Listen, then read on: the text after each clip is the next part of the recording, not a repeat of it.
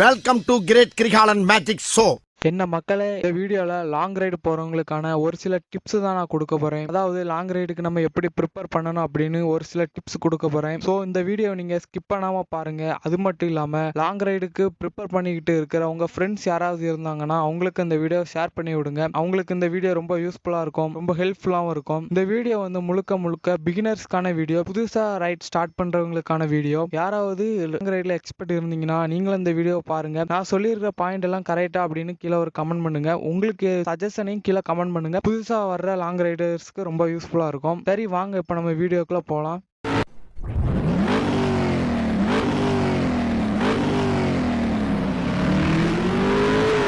வீடியோக்குள்ள போறதுக்கு முன்னாடி ஒரு ரிக்வெஸ்ட் என்னன்னா, நீங்க நம்ம சேனலை சப்ஸ்கிரைப் பண்ணலன்னா சப்ஸ்கிரைப் பண்ணிக்கோங்க. நம்ம சேனல்ல பாத்தீங்கன்னா மோட்டோ விளாக், லாங் ரைடுக்கான டிப்ஸ் ட்ரிக்ஸ், உங்க பைக்ஸ் எந்த அளவுக்கு மெயின்டைன் பண்ணணும், அது மட்டும் இல்லாம பைக் ரிவ்யூ எல்லாமே நம்ம சேனல்ல வரும். மோட்டோ விளாக் சம்பந்தப்பட்ட எல்லாமே நம்ம சேனல்ல வரும். ஸோ நீங்க நம்ம சேனலை சப்ஸ்கிரைப் பண்ணிக்கிட்டீங்கன்னா உங்களுக்கு ரொம்ப யூஸ்ஃபுல்லா இருக்கும். எனக்குமே அது வந்து ரொம்ப மோட்டிவேஷனா இருக்கும். நான் போடக்கூடிய வீடியோஸ் உங்களுக்கு உடனுக்குடன் நோட்டிபிகேஷன்ல வந்துடும். சரியா? சரி, வாங்க இப்ப நம்ம வீடியோக்குள்ள போயிடலாம். நீங்க லாங் ரைட் ஸ்டார்ட் பண்றதுக்கு முன்னாடி நீங்க வந்து ப்ராப்பரா ஸ்லீப் பண்ணணும். கண்டிப்பா நீங்க ஒரு 6 to 7 ஹவர்ஸ் ஸ்லீப் பண்ணிட்டு அப்புறமா தான் நீங்க லாங் ரைட ஸ்டார்ட் பண்ணணும். என்ன ரீசன் பாத்தீங்கன்னா, நீங்க லாங் ரைடு கண்டினியூஸா டிரைவ் பண்ணிட்டு இருக்கும் போது உங்களுக்கு ஒரு கட்டத்துல நீங்க ப்ராப்பரா ஸ்லீப் பண்ணலன்னா உங்களுக்கு தூக்கம் வர ஆரம்பிச்சிடும். அப்படிங்கிற பட்சத்துல நீங்க வந்து உங்களால ரைடை என்ஜாய் பண்ணி போக முடியாது.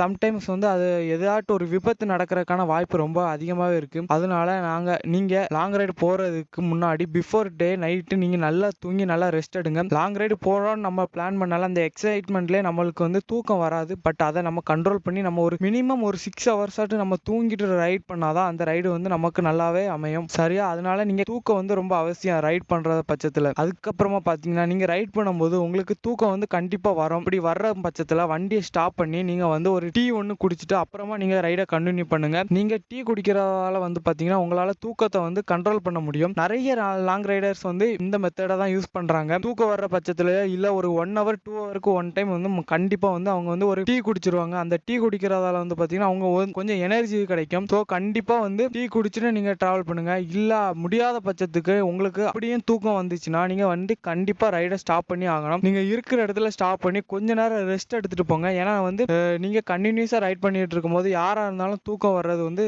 சகஜம் தான். அப்படி வர்றதுங்க பட்சத்துல நம்ம கண்டிப்பா ரெஸ்ட் எடுத்தே ஆகணும்.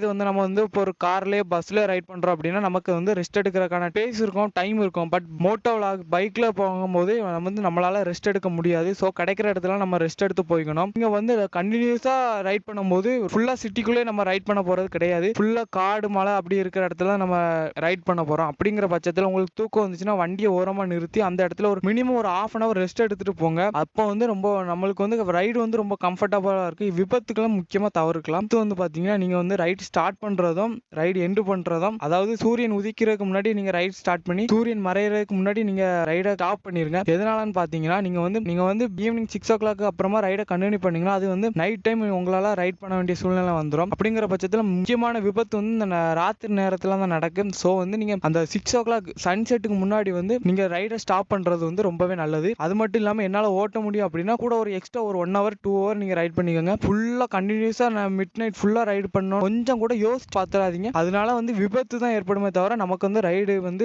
அந்த அளவுக்கு சரியா அமையாது. அதுக்கப்புறமா பாத்தீங்கன்னா, நீங்க ரைடு பண்ணும்போது கண்டிப்பா வாட்டர் பாட்டில் மஸ்டா யூஸ் பண்ணுங்க. ஏன்னா நம்ம வந்து கண்டினியூஸா ரைட் பண்ணிட்டு இருக்கும்போது நம்மளோட பாடி வந்து டீஹைட்ரேட் ஆகும். நம்ம பாடியில வந்து வாட்டர் லெவல் வந்து குறைய ஆரம்பிக்கும். அப்படிங்கிற பட்சத்தில் நமக்கு வந்து ரொம்ப டயர்ட் ஆக ஆரம்பிச்சிடும். உடம்பு வந்து ரொம்ப சோர்ந்துடும். அந்த பட்சத்துல நீங்க வந்து அடிக்கடி வண்டி ஸ்டாப் பண்ணி தண்ணி குடிச்சுக்கோங்க. அது வந்து உங்களுக்கு ரொம்ப யூஸ்ஃபுல்லா இருக்கும். இல்ல நம்ம போற இடத்துல வாங்கி குடிச்சுக்கலாம் அப்படின்னு நினைச்சீங்கன்னா அது வந்து ஒரு தவறான எண்ணம். ஏன்னா நீங்க கண்டினியூஸா ரைட் பண்ணும்போது ஒரு 50 kilometers வந்து உங்களுக்கு வந்து எந்த வித ஒரு கடையுமே இருக்காது, எந்த சிட்டிக்குள்ளேயுமே இருக்காது. ஃபுல்லா ஒரே ரோடு, நேர் ரோடா தான் இருக்கும். ஃபுல்லா ஃபாரஸ்ட் ஏரியாவா தான் இருக்கும். அப்படிங்கிற பட்சத்தில் அந்த இடத்துல உங்களுக்கு வந்து தண்ணி குடிக்க இடம் இருக்காது. நீங்க அந்த தாகத்துல ஓட்டும் போது உங்களுக்கு வந்து சம்டைம்ஸ் என்ன ப்ராப்ளம்னாலும் மயக்கம் கூட வரலாம். ஸோ நீங்க வாட்டர் பாட்டில் கண்டிப்பா கையில வச்சுக்கோங்க. அது வந்து ரொம்ப யூஸ்ஃபுல்லா இருக்கும். வந்து பாத்தீங்கன்னா, நீங்க ரைட் பண்ணும்போது சாப்பிடும்போது ஃபுல் மீல் சாப்பிட்றாதீங்க. ஏன்னா நீங்க நல்லா வயிறு நிறைய சாப்பிட்டீங்கன்னா அது வந்து ஏதாட்டு ஃபுட் பாய்சனிங் ஆகுறதுக்கான வாய்ப்பு இருக்கு. ஏன்னா புது இடத்துல புது சாப்பாடு அப்படிங்கும்போது நிறைய பேருக்கு ஒத்துக்காது. அதனால ஃபுட் பாய்சனிங் ஆகுறதுக்கான வாய்ப்பு இருக்கு. இல்லைன்னா சம்டைம்ஸ் ஏதாட்டு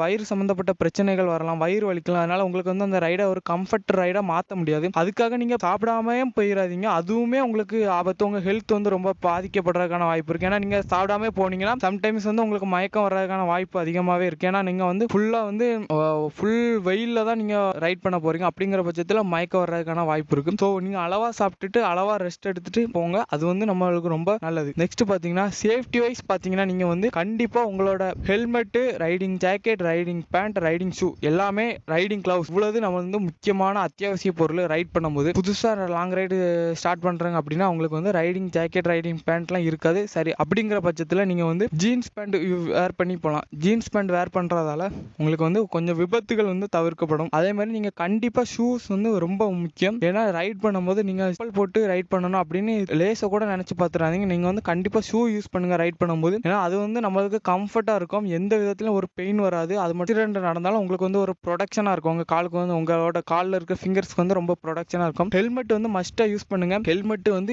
மஸ்டா யூஸ் பண்றது வந்து அது எல்லாருக்குமே தெரிஞ்சதான். இருந்தாலும் நிறைய பேர் என்னன்னா ஹெல்மெட் கொண்டு போவாங்க. ஆனா அதை தலையில வேர் பண்ணாம வண்டியில ஒரு கரையில வச்சுட்டு போவாங்க. போலீஸை பார்த்தா மட்டும்தான் ஹெல்மெட் போடுவாங்க. அப்படி பண்ணாதீங்க, தயவு செய்து அப்படி பண்ணாதீங்க. கண்டிப்பா நீங்க ஹெல்மெட்டை வேர் பண்ணிட்டு போங்க. அது மட்டும் இல்லாம நீங்க வந்து உங்க ஹெல்மெட்ல இல்லைன்னா உங்க பைக்லயோ உங்களோட அட்ரஸை வந்து கண்டிப்பா ஸ்டிக்கரிங் பண்ணி வைங்க. அட்ரஸை நீங்க ஸ்டிக்கரிங் பண்ணலனால எமர்ஜென்சி கால் அப்படின்னு போட்டு உங்களோட அப்பா நம்பரையோ இல்லைன்னா உங்க அம்மா நம்பரையோ இல்லைன்னா உங்க அண்ணன் நம்பரையோ இல்லைன்னா உங்களுக்கு முக்கியமான ரிலேட்டிவ்ஸ் நம்பரையோ நீங்க வந்து ஸ்டிக்கரிங் பண்ணி வைங்க. அது மட்டும் இல்லாம பிளட் குரூப்பை ரொம்ப முக்கியமா நீங்க ஸ்டிக்கரிங் பண்ணி வைங்க. ஏன்னா அது வந்து எல்லா விதத்திலுமே உங்களுக்கு ரொம்ப யூஸ்ஃபுல்லா இருக்கும். அதனால நீங்க கண்டிப்பா உங்களோட ஹெல்மெட்ல உங்களோட பிளட் குரூப்பையும் எமர்ஜென்சி கால் நம்பர் இந்த ரெண்டையுமாவது ஸ்டிக்கரிங் பண்ணி வைங்க. அது உங்களுக்கு ரொம்பவே யூஸ்ஃபுல்லா இருக்கும். அது மட்டும் இல்லாம பாத்தீங்கன்னா நீங்க வந்து குரூப் ரைடு போறீங்களா இல்ல சோலோ ரைடு போறீங்களா அப்படிங்கறத முடிவு பண்ணி வைங்க. ரெண்டுலயுமே எல்லா விதமான அட்வான்டேஜ் டிஸ்அட்வான்டேஜும் இருக்கு. அது நான் தனி வீடியோல போடுறேன் உங்களுக்கு.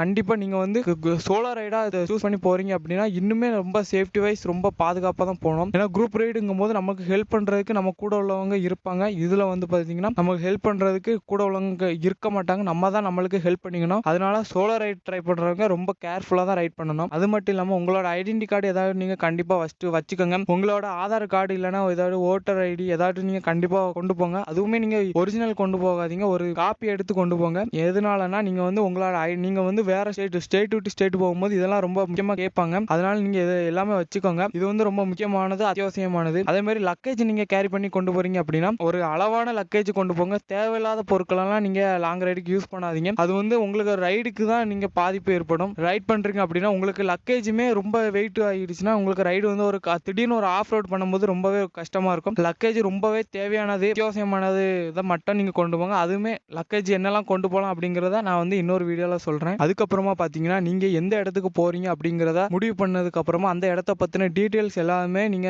எடுத்து வச்சுக்கோங்க. அது வந்து உங்களுக்கு ரொம்ப யூஸ்ஃபுல்லா இருக்கும். அது மட்டும் இல்லாம பாத்தீங்கன்னா நீங்க எந்த இடத்துக்கு போறீங்க அப்படிங்கிறத முடிஞ்ச அளவுக்கு உங்க ஃப்ரெண்ட்ஸ் அண்ட் ஃபேமிலிக்கு ஷேர் பண்ணுங்க ஸ்டார்டிங்ல. ஏன்னா வந்து பாத்தீங்கன்னா அது வந்து உங்களுக்கு ரொம்ப யூஸ்ஃபுல்லா இருக்கும். நீங்க வந்து லைவ் லொகேஷன் அனுப்புறீங்களோ இல்லையோ அப்ப அவங்களுக்கு டைம் கிடைக்கும் போதெல்லாம் உங்க ஃப்ரெண்ட்ஸ்க்கோ ஃபேமிலிக்கோ எல்லாருக்கும் அனுப்ப வேண்டிய அவசியம் கிடையாது. ஒரு இம்பார்ட்டான பர்சனான ஒருத்தருக்கு நான் இந்த இடத்துல இருக்கேன், நான் இந்த இடத்துக்கு போறதுக்கு இன்னும் 5 கிலோமீட்டர்ஸ் இருக்கு, இன்னும் 5 மினிட்ஸ் ஆகும் அப்படிங்கறத நீங்க அப்பப்போ டைப் பண்ணி வாட்ஸ்அப்லயோ ஃபேஸ்புக்லயோ எதுலயோ ஒண்ணுல அவங்களுக்கு மெசேஜ் பண்ணிட்டே இருங்க. அது வந்து ஏதாட்டும் ஒரு எமர்ஜென்சி சுச்சுவேஷன்ல உங்களுக்கு வந்து ரொம்பவே யூஸ்ஃபுல்லா இருக்கும். நிறைய ரைடர்ஸ் அப்படிதான் பண்றாங்க. நிறைய பேர் வந்து என்னன்னா இன்ஸ்டாகிராம்ல ஒரு ரீல்ஸாவே போட்டுருவாங்க, நாங்க இப்போ இந்த இடத்துல இருக்கோம் அப்படின்னு. அதனால நீங்க அதை வந்து மஸ்டா யூஸ் பண்ணுங்க. அது மட்டும் இல்லாம இதுதான் முக்கியமான பாயிண்ட் என்னன்னா நீங்க லாங் ரைடு ட்ரை பண்றீங்க அப்படின்னா எடுத்த உடனே 1 வீக் ரைட் பண்ணாதீங்க. சில பேர் என்னெல்லாம் எடுத்த உடனே ஒரு வாரம் போயிருவாங்க பைக்ல. அப்படி நீங்க போனீங்கன்னா உங்களுக்கு நாள் இன்னைக்கு ரைட் பண்ணுவீங்கன்னா இன்னைக்கு ஸ்டே பண்ணும்போது உங்களுக்கு அந்த ரைடு வந்து ஒரு இல்லாம போயிடும், ஒரு டிசப்பாயின்மெண்டா அமைஞ்சிடும். நீங்க வந்து குரூப் ரைடு பண்ணீங்கன்னா அப்படின்னா அந்த குரூப்ல நீங்க வர குரூப்ல நிறைய பேர் இருப்பாங்க. நிறைய பேர் வந்து 1 வீக் 1 மந்த்